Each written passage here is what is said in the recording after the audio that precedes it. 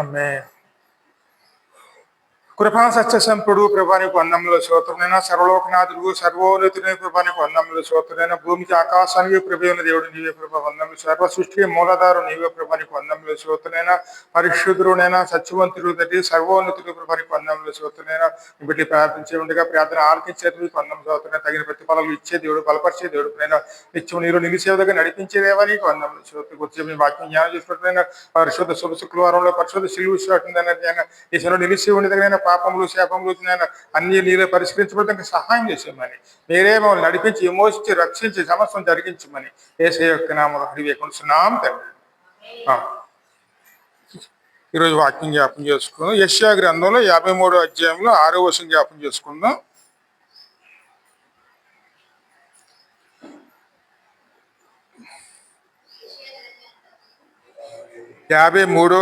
అధ్యాయంలో 6వ వచనం. మనమందరము గొర్రెల వలె త్రోవ తప్పిపోతుమి, మనలో ప్రతి వాడును తనకి ఇష్టమైన త్రోవకు తొలగెను. యెహోవా మన అందరి దోషములను అతని మీద మోపెను, అతడు దౌర్జన్యమునందెను, బాధింపబడినను అతడు నోరు తెరవలేదు. వదకు తేబడు గొర్రె పిల్లయు బొచ్చు కత్తిరించు వాని ఎదుట గొర్రెయు మౌనంగా ఉండినట్లు అతడు నోరు తెరవలేదు. హల్లెలూయా. మనమందరమును గొర్రెల వలె త్రోవ తప్పిపోతిమి. హల్లెలూయా. ఎందుకంటే గొర్రెలు గొప్ప కాపరి ఎవరండి? అందుకని మన గొర్రెలు గొప్ప కాపరిగా ఆయన మన కోసం వచ్చారండి. ఆయనే మాట్లాడుతున్నారు అనమాట. మనం అందరము కూడా గొర్రెల వలె త్రోవ తప్పిపోతేమి. హల్లెలూయా. ఎందుకంటే యెహోవాయే మన కాపరి అండి. మనకి లేమి లేదు, అచ్చగల చోట్ల ఆయన మనల్ని మరుండి చేసే దేవుడు అండి. దేవుడే నడిపిస్తారు. ఆయన సన్నిధిలో నిత్యం నిలిచే విధంగా ఉండాలండి. ఎందుకంటే ఆయనే మన కాపరి, ఆయనే మన ప్రధాన కాపరిగా ఆయన మన కోసం నిత్యం కూడా నిలిచి ఉన్నారండి. ఎందుకంటే ఒకసారి 23వ కీర్తన 2 వచనం జ్ఞాపకం చేసుకుందాం. యెహోవా నా కాపరి, నాకు లేమి కలగదు, పచ్చిక గల చోట్ల ఆయన నన్ను పరుండి చేసిను, శాంతికరమైన జలముల యొద్ద ఆయన నన్ను నడిపించుచున్నాడు, నా ప్రాణమునకు ఆయన సేద తీర్చుచున్నాడు. హల్లెలూయా. ఎందుకంటే మనకి శాంతి సమాధానం మన విశ్రాంతి అనేది ఎక్కడ దొరుకుతుందండి? మనకి ఇక గొర్రెల దొడ్లోనండి. అక్కడే మనం ఎప్పుడు విశ్రాంతి తీసుకోవాలి. ఆయనే మన ప్రధాన కాపరి. ఎందుకంటే కాపరికి తన మందలోకి ఏది అవసరమో అన్నీ కూడా ఆయన తెలుసు.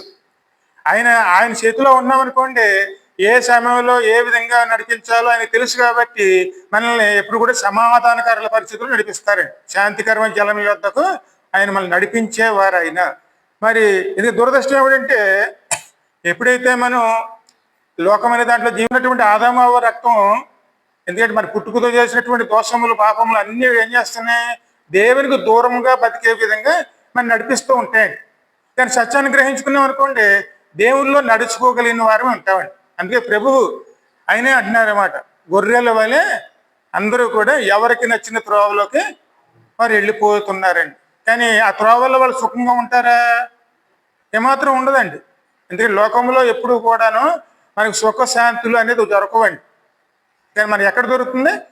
శాంతికరమైన జలం చోటికి మనల్ని నడిపించే దేవుడు, పచ్చిగల చోట్లను నడిపించే దేవుడైన గాఢాంధకారంలో సంచరించినను నీ ఏ అపాయము రాకుండా ఆయన దుడ్డికర్రయు ఆయన దండమునుతో మనల్ని కాపాడే దేవుడండి. ఆయన ఆశ్రయంగా మనం ఎప్పుడైతే మనం ఆయన మీద ఆధారపడతామో మన జీవితాలన్నీ కూడాను సమాధానకరంగా ముందుకు సాగుతాయి. ఆ సమాధానాన్ని ఇవ్వటానికి ఆయన ఈ లోకానికి వచ్చారండి. నా శాంతినే మీకు నేను అనుగ్రహిస్తున్నాను అన్నారండి. లోకంలో శాంతి ఉండదండి.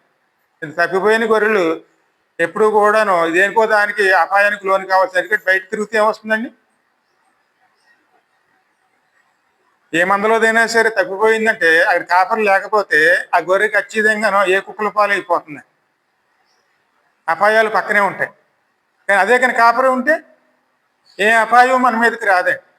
అందుకే దేవునికి లోబడి ఆయన సన్నిధానంలో నిలిచేవారు ఉండాలి. ఒకసారి దావీదు అన్న మాట ఉంటుంది చూడండి, ఒక చిన్న మాట. కీర్తన 119 కీర్తనలోను 176 వచనం, లాస్ట్ వచనం అది.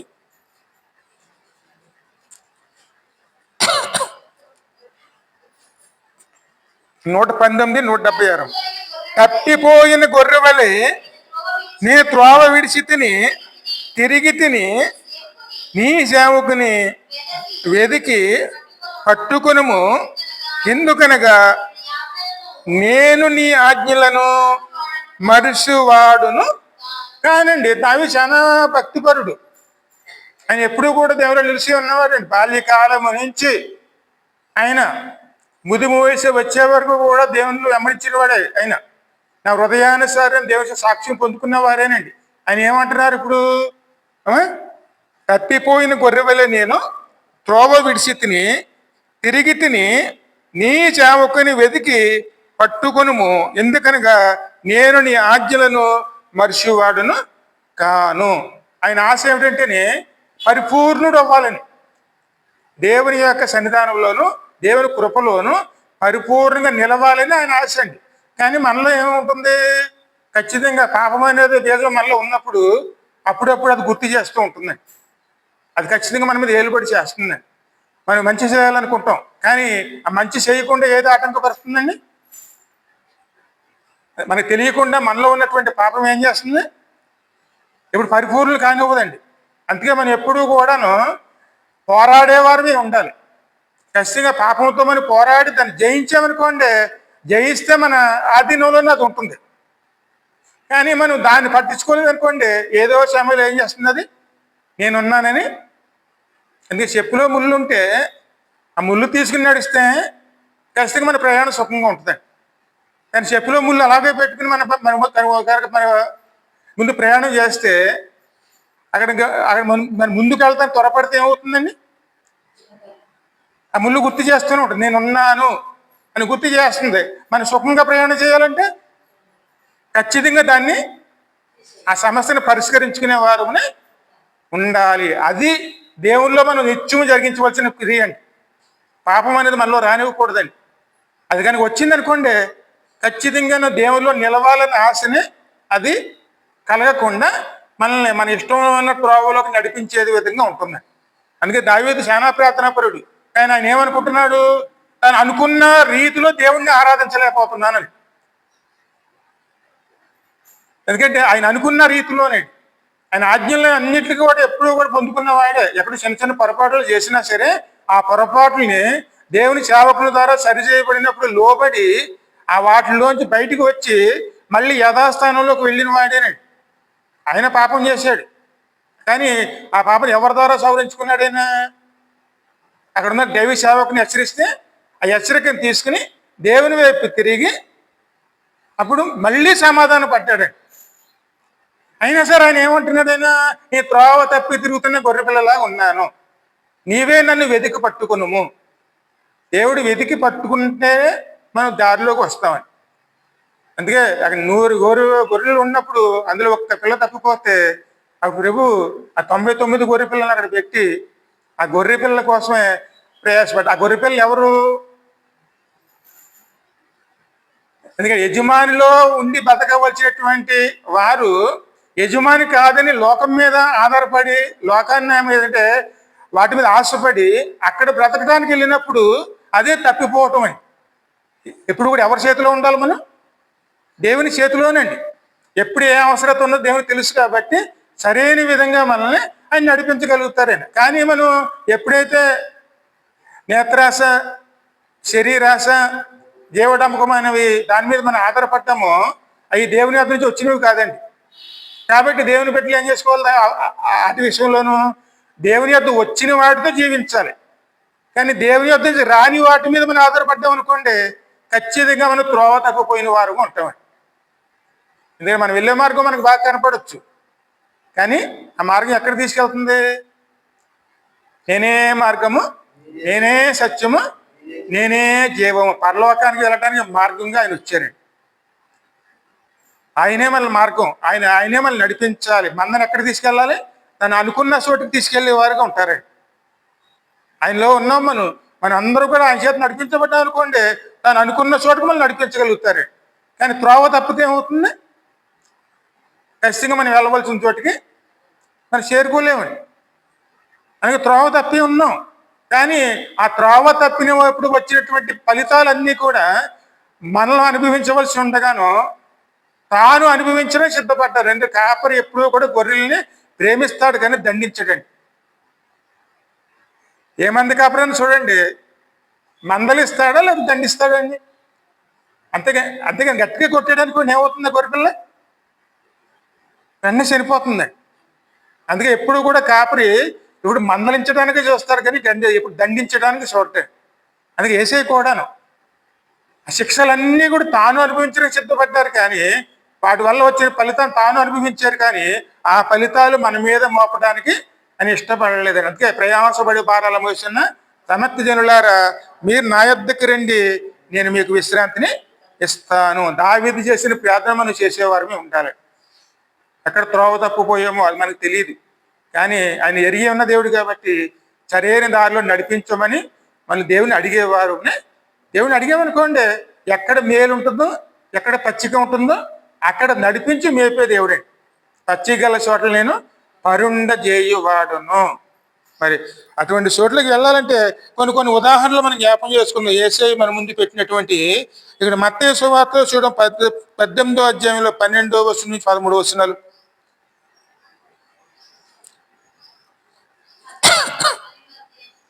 మత్తయి 18వ అధ్యాయంలో 12, 13 వచనాలు.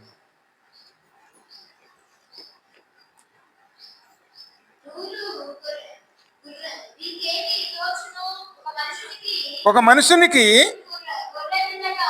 100 గొర్రెలు ఉండగా వాటిలో ఒక్కటి తప్పిపోయిన ఎడల 99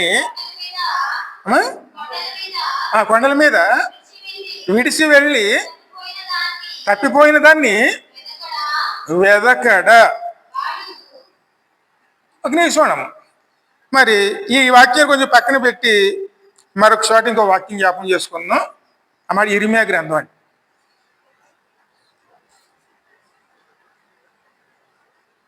యాభై అధ్యాయంలో 6-7 వచనాలు.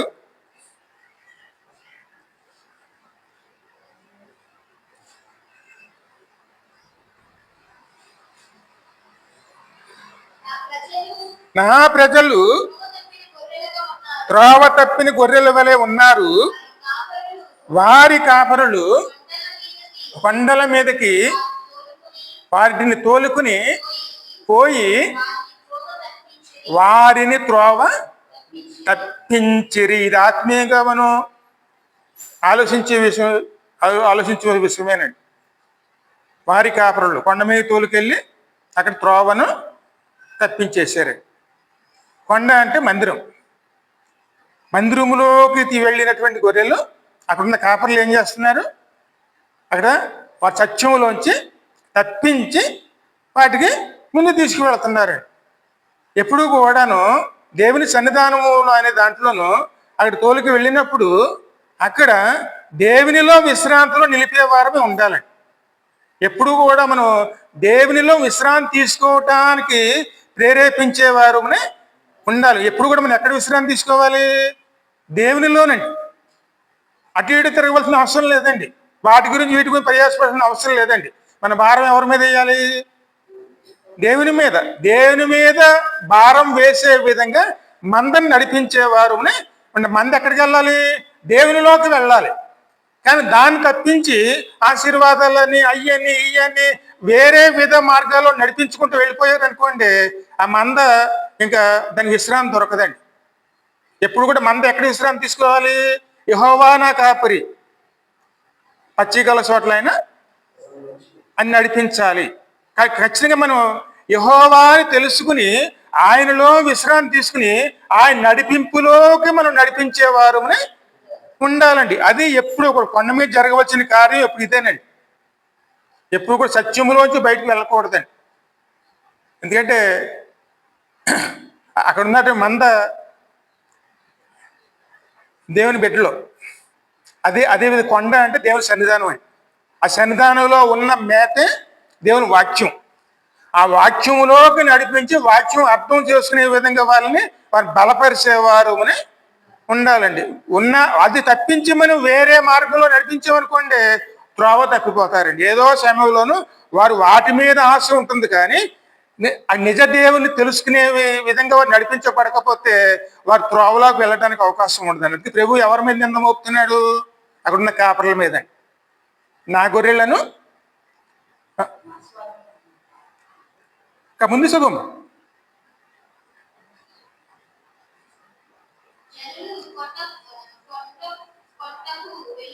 కొండకు వెలుసు తాము నిలవవలసిన చోటుని మరి, ఎందుకంటే వారు ఎక్కడ నిలవాలి? దేవుల్లో నిలవాలి. ఎప్పుడు కూడా మన ఆశ ఎవరి మీద ఉండాలి? దేవుని మీద ఉండాలి. మన సమస్త బాధలు ఎవరి మీద మోపాలి? దేవుని మీద అండి. కానీ అక్కడ ఇక్కడ తిరుగుతున్నారు, కానీ వారు ఆ ఆలోచన మర్చిపోయారండి.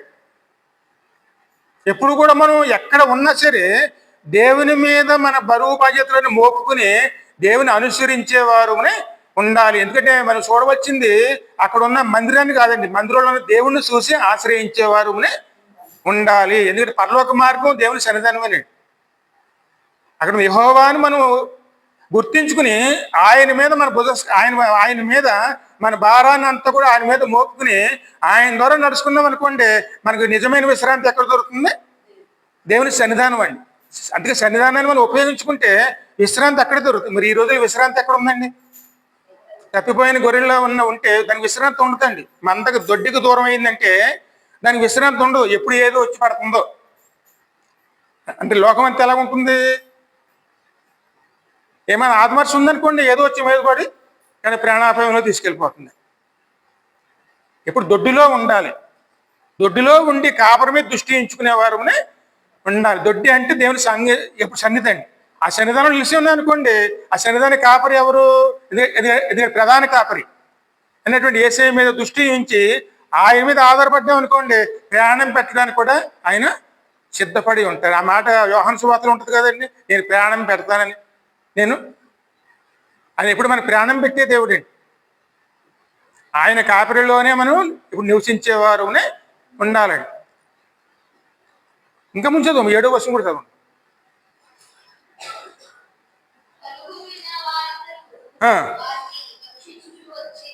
ఎందుకంటే ఎప్పుడైతే మనం బయట ఆ విధంగా తిరుగుతూ మొదలు పెట్టామో అప్పుడు సాతాను వారి మీద ఏలుబడి చేయటం మొదలెడతాడు.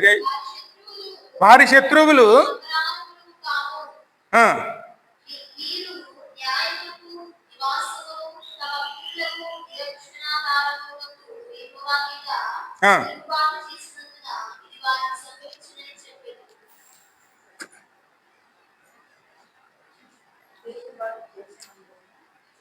వారి శత్రువులు మేము అపరాధములు కాము, వీరు న్యాయమునకు నివాసమును తమ పితరులకు నిరీక్షణాధారముకు యెహోవా మీద తిరుగుబాటు చేసినందున ఇది వారికి సంభవించినని చెప్పుదురు. ఎందుకంటే దేవుడు నిలిచిన మన స్థితి తారుమారులు అయినప్పుడు ఖచ్చితంగా మనల్ని లోకం ఎగితాళి చేస్తుంది. దేవుళ్ళు నడుచుకుంటున్నారు కదా, ఎందుకు ఎలాగైపోయారు అన్నప్పుడు ఏమని చెప్తుంది? ఖచ్చితంగా మన మీద ఆ నిందలు వేస్తారండి. యెహోవా న్యాయవంతుడే, కానీ సరైన మార్గంలో వీరు వెళ్ళలేకపోయారు. నిందలు కూడా భరించవలసిన పరిస్థితి వస్తుందండి.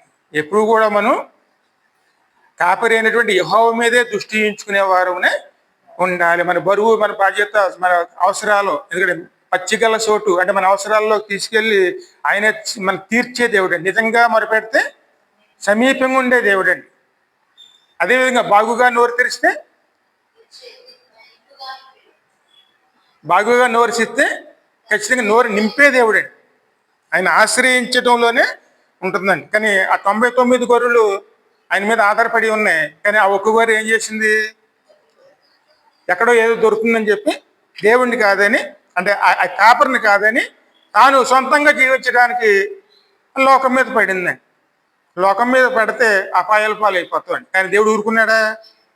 వీళ్ళన్నీ పక్కన పెట్టి ముందు దాన్ని వెతకడానికి వచ్చి వాటిని రక్షించుకుని అక్కడ సంతోషంతో పండుగ చేసుకున్నారు. ఎందుకంటే తప్పిపోయిన వాడు మళ్ళీ తిరిగి వస్తే ఇంట్లో ఏం జరుగుతుందండి?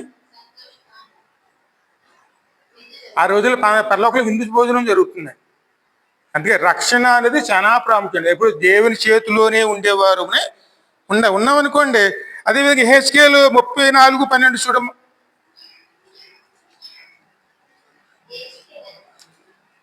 ముప్పై 34:12 తమ గొర్రెలు చెదిరిపోయినప్పుడు కాపరులు వాటిని వెదుకున్నట్లు నేను నా గొర్రెలను వెతికి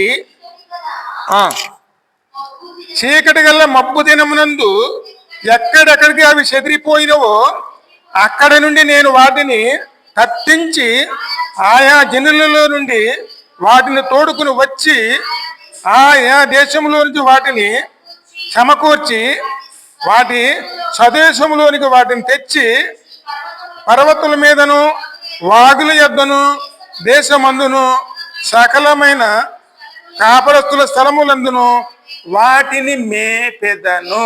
హల్లెలూయా. చూడండి, తప్పిపోయిన గొర్రెలు లేనటువంటి వదిలేయండి. ఆయన ఇది దారి తప్పిపోయారు కానీ వదిలిపెట్టే దేవుడు కాదండి.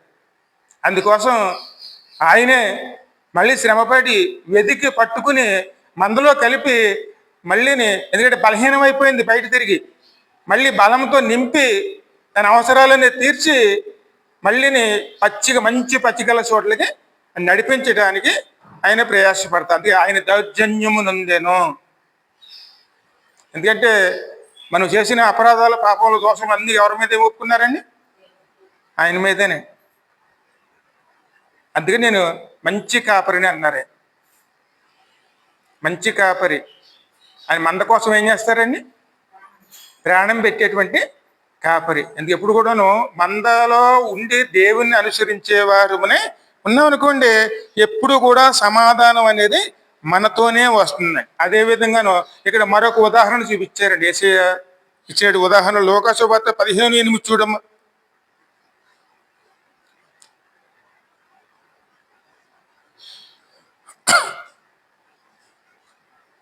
15:8.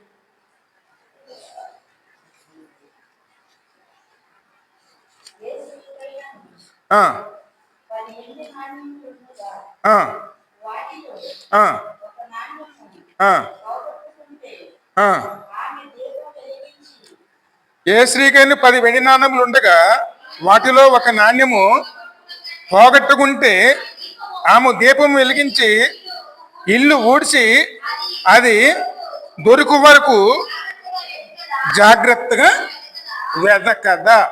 ఇది కూడా చాలా ప్రాముఖ్యమైనదండి. స్త్రీ అంటే సంఘం. సంఘానికి ఇచ్చింది దేవుడు ఏమి ఇచ్చారైనా? పరలోక ధనం అండి. ఆ పరలోక ధనం అంటే పరిశుద్ధత, ఆ సత్యము పరిశుద్ధత ఇచ్చి మనల్ని ధనవంతులుగా మార్చారు. ఆ రెండూ లేకుండా పరలోకం వెళ్ళలేము. కానీ దాన్ని పోగొట్టుకున్నదాం. పోగొట్టిన తర్వాత కొద్ది రోజు తెలుసుకున్నది. అతను తెలుసుకున్న తర్వాత ఏం చేస్తుంది? అప్పుడేంటి ఉపాసకుడుకులు అనే దాని ఎందుకు అర్థమైంది దానికి? మనం ఎక్కడైతే దేవుడు దూరం అయిపోతామో తెలుసుకుని తగిన మారు మనసుతోనూ ఉపవాసంతోనూ దేవుని వైపు తిరిగి దేవుని ద్వారా మన పరిస్థితిని మనం చక్కపరుచుకోవటానికి ఏర్పరచుకుంటామండి. ఇల్లు ఊడుచుకున్నది, ఇంట్లోనే పడిపోయింది. అది ఇల్లంతా ఊడుచుకుందండి. ఓ మూలకు తెచ్చుకుంది. మూల తెచ్చుకుంటే అందులో నిలిగితేనే తను పోగొట్టుకున్న నాణ్యం తిరిగి సంపాదించుకుందండి. మనం కూడా కష్టపడాలండి. ఎక్కడైతే మనలోనూ ఎక్కడ దారి తప్పిపోయామో, సత్యంలోంచి బయటికి వెళ్ళిపోయామో అక్కడ తెలుసుకుని మళ్ళీ సత్యమనే దట్టి కట్టుకుని అప్పుడు సాతానుతో పోరాడేవారు ఉన్నారు. పోరాడేమనుకోండి, విజయం ఎవరికి వస్తుంది? సత్యము లేకుండా, పరిశుద్ధత లేకుండా విజయం అనేది మనకు దొరకదండి. ఈ రెండూ లేకపోతే సాతానుతో పోరాటం అనేది చాలా తీవ్రంగా ఉంటుందండి. మనకి విజయం దొరకదు. మరి ఈ రోజుల్లో లోకంలో ఎక్కువ పోరాటం జరుగుతున్న సాతానుతోనే జరుగుతుంది. అందులో జయం పొందుకున్నవారు ఎంతమంది? రోజు ప్రార్థన చేస్తాం, కానీ మన ఈ శ్రమల్లోంచి మరి ఎందుకు బయటికి రాలేకపోతున్నాం? ఎందుకంటే సత్యమైన దట్టిని కట్టుకోకుండాను, పరిశుద్ధత లేకుండాను సాతాన్ని ఓడించడం అనేది అసాధ్యమండి. ఇప్పుడు సంఘంలో ఏముండాలి? ఈ రెండు ఉండాలండి. ఈ రెండిట్లు దేవుడు మనకి ఇచ్చాడు, ధనవంతులుగా మార్చాడండి. ఎందుకంటే మన అపరాధాలు, పాపములు, దోషములు ఎన్ని కూడా తాను భరించి, ఎందుకంటే అవన్నీ మనకి ఏం తీసుకొచ్చి? దరిద్రాన్ని తీసుకొచ్చినాయి. ఆ దరిద్రాన్ని ఎవరు తీసుకున్నారు? ఆయన తీసుకుని తాను తీసుకొచ్చిన ధనముతోనూ మనల్ని ధనవంతులుగా మార్చారు. ఆ మట్టిని పీళ్ళు అక్కడ ఉంటుంది కదా మరి. ఎందుకంటే ఆయన ధనవంతుడై ఉండి కూడా ఆయన ఆయన తీసుకొచ్చి ధనముతో మన ధనవంతులను చేసి మనలో ఉన్న దరిద్రాన్ని తాను తీసుకుని ఆయన శిలువ మీద వేలాడి ఆయన శాపగ్రస్తుడి కింద తన్ను తాను ఆయన తగ్గించుకున్నారండి. అందుకే ఎప్పుడు కూడా సంఘం దేన్ని వెతకాలి? ఆయన పాడు చేసుకున్నటువంటి ఆ పరిశుద్ధతను, ఆ యొక్క సత్యాన్ని వెతికి పట్టుకుని దాంట్లో నిలుచుకునేవారు అని సత్యమునందు ప్రతిష్ఠించుము అన్న వాక్యం కూడా ఉంటుందండి. దేవుడు మళ్ళీ ప్రతిష్ఠించారండి. ఎందుకంటే ప్రతిష్ఠించబడింది ఎక్కడ ఉండాలి? ఆ మాట కూడా యోహాను సువార్తలో ఉంటుంది. సత్యములో నేను ప్రతిష్ఠించితిని అనే మాట ఉంటుందండి. ఎప్పుడు కూడా సంఘ బిడ్డలు ఎక్కడ ఉండాలి? దేవుని సన్నిధానంలో ఉందండి. ఎందుకంటే మనం సత్యంలో ప్రతిష్ఠించబడిన వారు. ఆ యొక్క ప్రతిష్టని అక్కడ మనం కాపాడుకున్నాం అనుకోండి, మనం ఎక్కడున్నా సరే దానికి విలువ ఉంటుందండి. అందుకే ఈ గొర్రె ఎవరు? అక్కడున్న సంఘం అండి. ఇప్పుడు తప్పిపోయింది, కానీ దేవుని వాక్యం ద్వారా బయలుపరిచినప్పుడు సత్యాన్ని తెలుసుకుని మళ్ళీ దేవుళ్ళు తిరగటానికి తన ప్రయత్నం చేసి దాన్ని సంపాదించుకునే వరకు కూడాను ఆమె కుదిరితే కూర్చోలేదండి. ఇల్లంతా ఊడిసేసుకుంది, మా చెత్త అంతా బయటపడేసిందండి. అప్పుడు తను పోగొట్టుకున్న దాన్ని తిరిగి పొందుకున్నది. అందుకే తప్పిపోయిన గొర్రె ఏం చేయాలి? మందలోకి తిరిగి రావటానికి ప్రయాసపడేవాదిగా ఉండాలి, ఎవరిని విడిచిపెట్టేవారు మాత్రం కాదండి. అదేవిధంగా ఇంకో మూడోది కూడా ప్రభు చెప్పారు ఇక్కడ, తప్పిపోయిన కుమారుడండి. ఈ తప్పిపోయిన కుమారుడు గొర్రె పిల్లనే, ఆయన కాపరిలోనే ఉన్నారు. ఆయన ఏం చేశాడు? లోకం మీద లోకవాస్యంలో చూసి లోకంలో బతకాలని నిర్ణయించుకుని దేవునికి అంటే తన యొక్క తండ్రికి వ్యతిరేకంగా ఆలోచన చేస్తూ తండ్రికి వ్యతిరేకమైన నిర్ణయాలు తీసుకుంటూ ఒత్తిడి తీసుకుంటూ వచ్చేవాడిని. ఆస్తి మాకు పనిచేస్తే నేను ఎక్కడికో వెళ్ళి బతుకుతాను, ఇక్కడ నీ చెప్పు చేతలు నేను ఎందుకు ఉండాలని చెప్పి తండ్రితో రోజు తగ్గు పెట్టుకునేవాడు. ఆయన బాధ భరించలేక పంచిచ్చేసాడు. ఇచ్చేసిన తర్వాత దాన్ని నిలుపుకున్నాడా? తీసుకుని వెళ్ళారు. ఎప్పుడైతే ఆస్తిని తీసుకుని ఉన్నాడో తన స్నేహితులందరినీ మందకని వెళ్ళిపోయారు, దేవుని సన్నిధాన్ని విడిచిపెట్టేశారు. లోకంలో ఎప్పుడు ఎలా జరుగుతుందో ఎవరికీ తెలియదండి. ఆ రోజులో కరువు వచ్చింది. డబ్బులున్న నాలుగు స్నేహితులు ఉన్నారు, డబ్బులన్నీ అవజేసేసాడు. అసలే కరువు వచ్చింది. ఎవరు కూడా గింజ కూడా ఇస్తానికి ఎవరు కూడా ముందుకు రావటం లేదండి. ఎక్కడ ఏం దొరుకుతుంది లేదు. ప్రయాసపడ్డారు. తన కూడా వచ్చిన స్నేహితులు సహాయపడ్డారా అంటే సహాయపడలేదండి.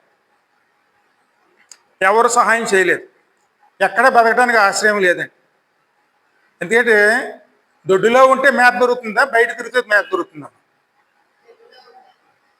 ఇప్పుడు దేవుడి సన్నిధానం ఉందనుకోండి, ఆయన మన సహాయం చేస్తారు. కానీ ఆయన కాదని మనం లోకం మీద పడినప్పుడు ఏమవుతుంది? ఖచ్చితంగాను అపాయకాలం వస్తున్నాయి. అపాయకాలంలో కరువు. ఎంత ప్రయత్నం చేసినా తన కడుపు నింపుకోవటానికి ఏమాత్రం అవకాశం రాలేదు. కడకే అక్కడ పందులు కాసుకునేవాడు ఒకటి దొరికితే ఆయన ఆశ్రయించాడు. ఆయన ఏం చెప్పాడంటే, సాయంకాలం వరకు పని చేయి, సాయంకాలం భోజనం పెడతాను అని. సాయంకాలం వరకు ఏం చేయాలి? పని చేయాలి, కానీ ఆహారం లేదు. ఆకలికి తట్టుకోలేక ఆ పందులు తినేదాన్ని తాను తీసుకుని తింటాము. కానీ అంతకు మునిపైన ఎవరు? బాగా ధనవంతుడైనటువంటి కుమారుడండి. తను అత్యున్నత ఉన్నతమైన స్థానంలో నిలిచి ఉన్నవాడే. కానీ తన సొంత నిర్ణయం తీసుకుని దేవుడే తండ్రిని కాదని ఆయన మీద పోరాడి బయటకు వచ్చి ఆయన సాధించింది ఏంటండి? అన్నీ పోగొట్టుకున్నాడు. తినడానికి తిండి కూడా లేకుండా అయిపోయిందండి. సాయం చేసే వాళ్ళు ఎవ్వరు కనపడలేదండి. అప్పుడు అనుకుంటున్నాడంట, నా తండ్రి ఇంటికాడ పనిచేసే వాళ్ళు ఎంతకన్నా గొప్ప భోజనాలు చేస్తారు. ఎందుకని యజమాని వచ్చి అక్కడ పంది పొట్టు తినేస్తుంటే చూసి దండించడం మొదలుపెట్టాడండి. నువ్వు దొంగతనం చేస్తావా అని చెప్పి. అప్పుడు అనుకున్నాడు అనమాట, నా తండ్రి ఇంటికాడ ఎంతకన్నా గొప్ప భోజనాలు అక్కడ పనివారు చేస్తున్నారు. ఇప్పుడే నేను వెళ్ళి పరలోకానికి వ్యతిరేకంగా నీకు వ్యతిరేకంగాను నేను పాపం చేసి ఉన్నానని ఆయన దగ్గర ఒప్పుకుని నేను నా ఆయన తండ్రిని ఆశ్రయిస్తానని చెప్పి తండ్రి వైపు అప్పుడు తిరిగాడండి. ఎప్పుడైతే ఆ తండ్రి వైపు తిరిగాడో అవన్నీ అక్కడ వదిలిపెట్టేసి గుమ్మం దగ్గరికి వచ్చేటప్పటికి ఆ గుమ్మంలో ఉన్నటువంటి తండ్రి చూసి ఏం చేశారండి, ఆయన పరిగెట్టుకుంటూ వచ్చి అప్పుడు పరిగెట్టేటప్పుడు ఆజ్ఞ ఇచ్చారండి. తప్పిపోయిన కుమారుడు వస్తున్నాడు, ముందు ఆయనకి చెప్పులను బట్టలను అన్నీ ఇచ్చి ఘనంగా తీసుకురండి. వెంటనే విందు భోజనాలు ఏర్పాట్లు చేసి సంతోషంతోనూ ఆయన చేర్చుకున్నారండి. ఎందుకంటే తండ్రి ఎప్పుడు కూడా తప్పిపోయిన వాడిని వదిలిపెట్టే దేవుడు కాదండి. ఆయన ఎప్పుడు కూడాను మన కోసం ప్రాణం పెట్టడానికి సిద్ధపడతారు, కానీ ఆయన మనల్ని శిక్షించే దేవుడు మాత్రం ఏనాడు కాదండి. ఎందుకంటే తప్పిపోయిన గొర్రెలుగా మనం ఉన్నాం, కానీ మన వల్ల అక్కడ గాయపరచబడింది ఎవరు? ఆయనేనండి. ఎందుకంటే అక్కడ 53వ అధ్యాయం అంతా అదేనండి. మనకు గాయపరచబడ్డారు, మన శిక్షలు ఆయన అనుభవించారు, నిందల పాలయ్యారు. కనుక అవన్నీ కూడా మౌనంగా భరించి, ఎందుకంటే తండ్రి ఎప్పుడు కూడా మౌనంగా భరించడానికి చూస్తారు, కానీ మనల్ని దూషించడానికి ఎప్పుడు సిద్ధపడరండి.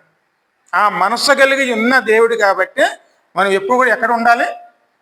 దేవునిలో నిలవటానికి ప్రయాసపడేవారు. అందుకే దావీదు చేసిన ప్రార్థన, ప్రభువా నేను ఎక్కడో దారి తప్పి ఉన్నాను, నీలో బలంగా నిలవాలని ఆశ ఉంది, కానీ నేను అనుకున్న స్థాయిలోనూ నేను నిలవలేకపోతున్నాను, నీవే నన్ను ఎదికి పట్టుకో. దేవుడు పట్టుకోకపోతే మనం దారిలోంచి మళ్ళీ దేవుడి సన్నిధిలో నిలవలేమని. దేవుడు మనల్ని నడిపిస్తేనే ఆయన సన్నిధిలో నిలవగలుగుతామని. అందుకే ఎప్పుడు కూడా ప్రార్థన అనేది శుక్రవారం ప్రార్థన ఎందుకు? ఈ వారం రోజులు మనం ఎక్కడైతే తప్పిపోయామో వెతకటానికి, దేవుడి సన్నిధిలో దేవుని బతిమాలుకోవటానికి ఉపయోగించుకునేవారు ఉండాలి. అప్పుడు మనం పచ్చిగల్ల చోట్లకైనా మరి ఆయన ఆకారం మాట అంటే కీర్తనలోను, కృపాక్షేమములు నా వెంటనే వచ్చును. ఎప్పుడైతే దేవుని ఆశ్రయించామో ఆ కృప, ఆయన క్షేమం ఎక్కడ ఉంటుంది? ఇప్పుడు మన ముందు మన వెనకలు నడుస్తున్నాయి. దేవుని కాపుదలు ఎప్పుడు కూడా మన ముందే ఉంటుంది. దేవుడు చిన్న వాక్యం దీవించి ఆశీర్వదించింది. సరే, చిన్న ప్రార్థన చేసుకుందాం. చిన్న ప్రార్థన చేయండి. చిన్న ప్రార్థన.